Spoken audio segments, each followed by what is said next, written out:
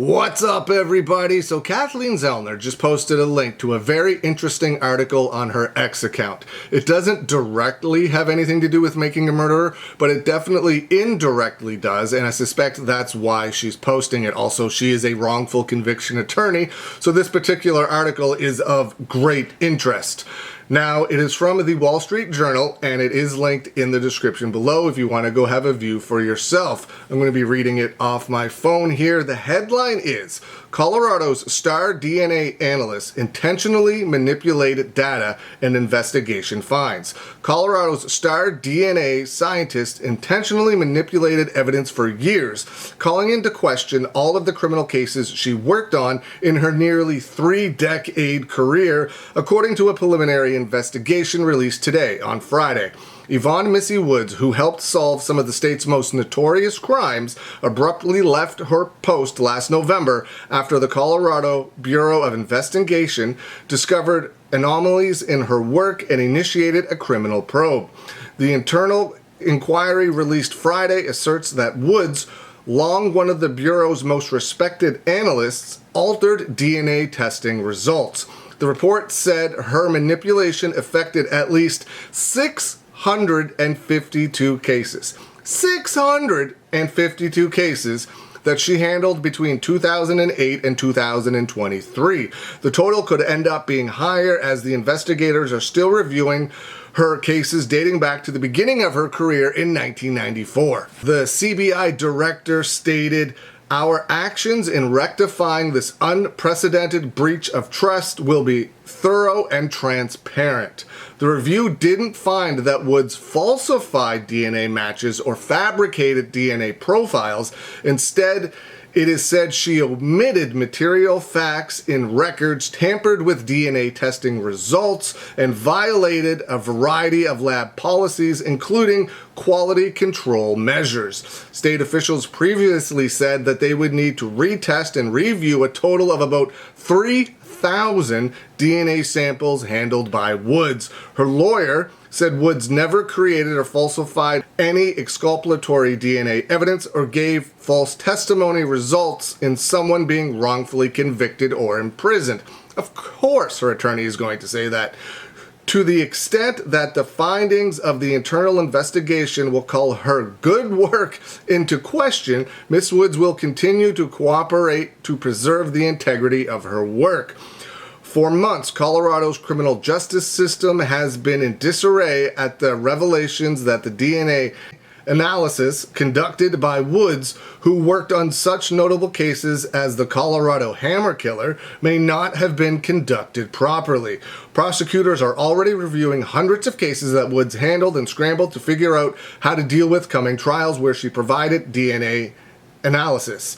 Defense lawyers have been in touch with clients who were convicted based on Woods' findings and now want to file appeals. That makes sense. State lawmakers recently allocated $7.5 million to help pay for retesting and potential retrials. For the past several months, prosecutors around the state have waited anxiously for information because of the impact on victims, the accused, and our ability to do justice.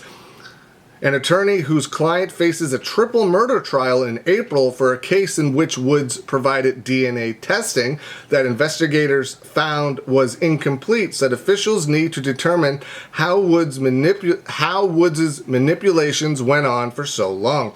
We need nothing less than the complete transparency from the CBI and the Attorney General's office about how this deliberate fraud evaded detection. Experts say the scandal could potentially be one of the largest in forensic DNA testing history. The CBI said it is working on changes to bolster the integrity of its DNA testing program. The criminal investigation into Woods, which is being handled by South Dakota's Division of Criminal Investigation, is continuing.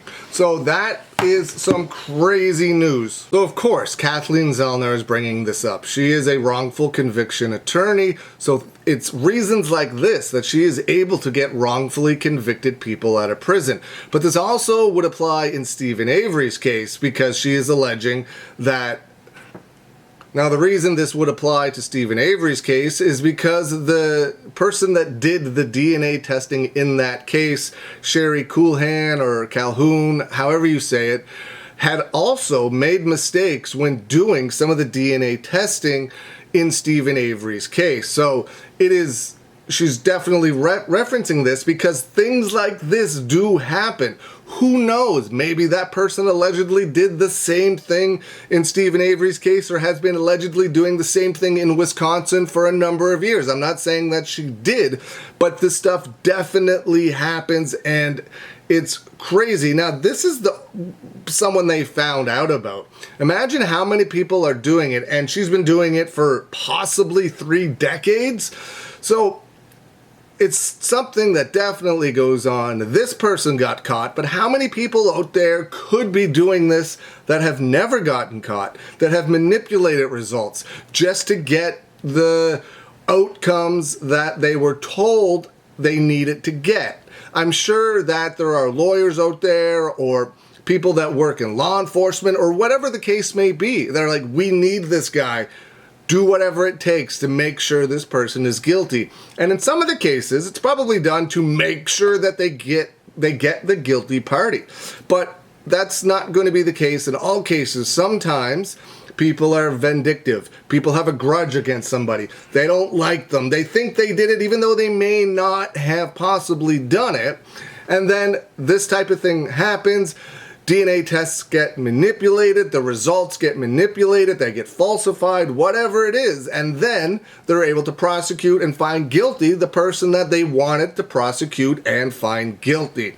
So it'll be very interesting to see what other cases this person worked on in Colorado, to see how many convictions get overturned and how many people go free because they were wrongfully convicted because of what this person did. And like I said, this person was caught. Who knows how many people out there do it? There's probably not very many, but all it takes is 1, 2, or 3 bad apples to ruin everything. Like, if one person in Wisconsin has been doing this for 30 years, it's going to take into effect Stephen Avery's case, Brendan Dassey's case, all of the cases there. Or if someone was doing it in Florida, it would take in all of the cases there. It doesn't take a lot. It just takes 1 or 2 people to do this, and you could get a ton of wrongfully convicted people. What do you think? Let me know. Leave some comments below. I hope you're having a good day, and I will see you again soon.